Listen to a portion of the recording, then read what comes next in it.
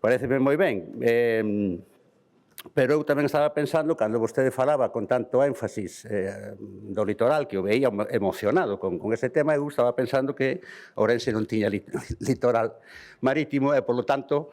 pois non se vai ver beneficiado en absoluto con esa cuestión, polo menos de xeito directo, non? Entonces, bueno, tamén me preguntaba si algunha competencia que involucrase en exclusiva a provincia de Ourense sería reclamada con tanto énfasis. Falou de outra clase de transferencias que pretende, como a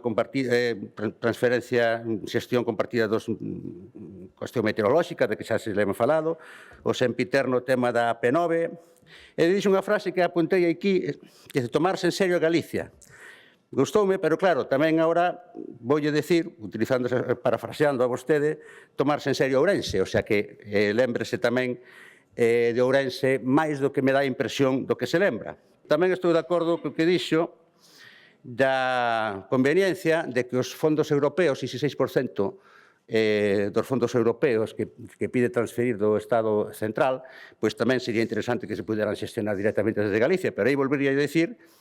que caso de que chegue a conseguir ese objetivo de poder xestionar ese 6% de fondos europeos, que non se volva a escocer de Ourense, que non, a ver se é que veñen e despois non vai caer nada na provincia de Ourense. Se consigue ese 6% de fondos europeos, por favor, polo menos a cuarta parte, xa